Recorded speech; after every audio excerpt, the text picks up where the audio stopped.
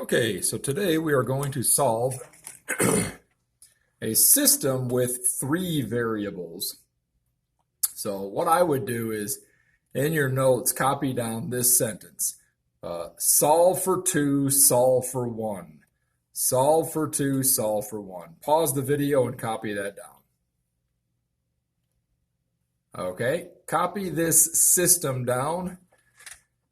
Pause the video if you would. Okay, now let's look at an approach to solving it. The problem with trying to solve a system with three variables or three unknowns is you're just going to have to make a decision on what approach is going to work for you. So I'm looking at this problem and I'm seeing a negative y there and a positive y there, which tells me that if I were to add the first two equations together, these two right here, I could get a new equation that says 2x. The y's will cancel out, plus 4z equals negative 4. Look what I did. Solve for 2. Well, perhaps solve for 2 isn't the best way of saying it, but I've got two of them here, okay, that I'm going to be solving for. So solve for 2, solve for 1. All right, now, if I go back to my system over here, remember, these things are not eliminated forever. I still have, this equation here and the bottom one together. I can add those, and what will happen again is the y's will cancel again. That's because I don't have a y over here, see? I already got rid of a y. So if I put these two together, I get 3x. The y's cancel on these two. And 5z, make my 5 look a little bit more like a 5 there. There we go. Equals negative 3, like this. So I've got two equations now that are generated by adding two of them in the larger system over here.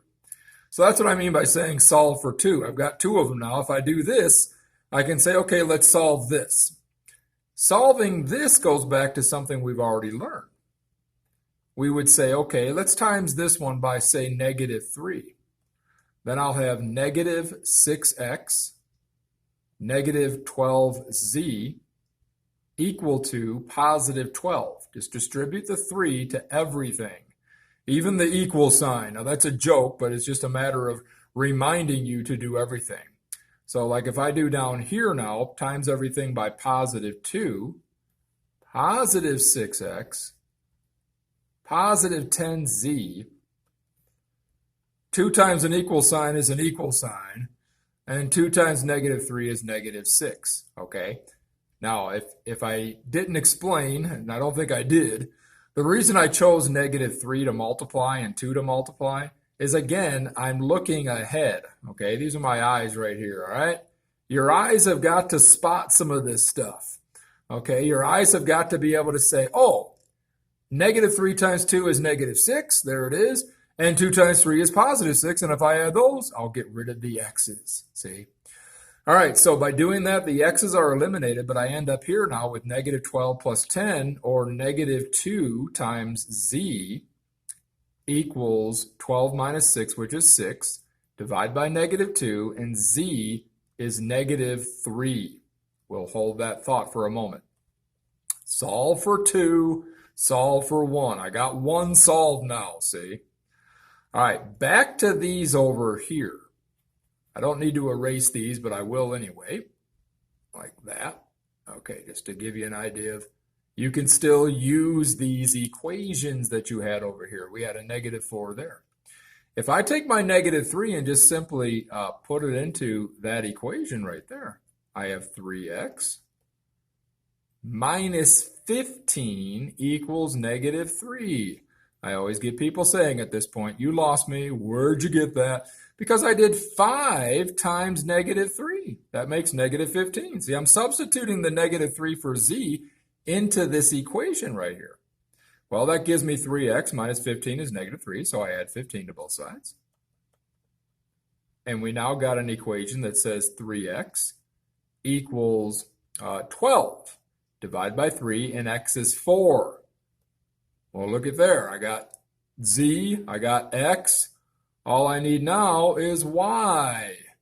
And I can do that by putting what? 4 in for x up there. All right, let's get some room on this board here. Let's see. Take away this for your notes part, like that. Erase my eyes right there. Ah, my eyes are, yeah, I'm just kidding. All right, now let's even use a different color here, okay? And I'll use green. And let me get a, like that. Okay, now if I have x minus y plus z equals -1, and I know that z is -3, there it is.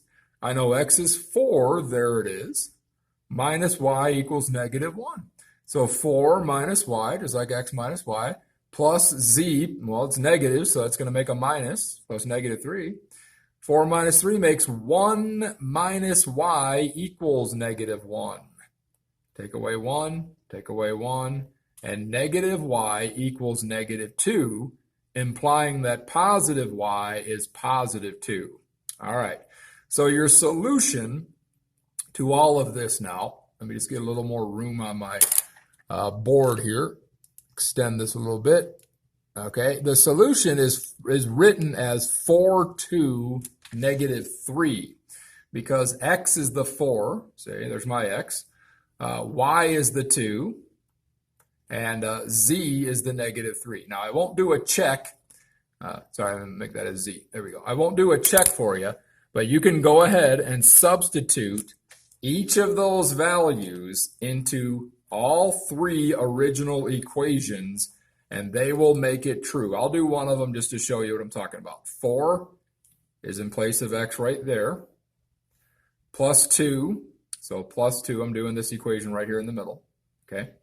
And then -3 times 3 is -9. That should equal -3 according to this equation. So 6 minus 9 does make -3. Check the other ones, make sure it works, but I've already checked them, so I know they do. All right, hope you learned something.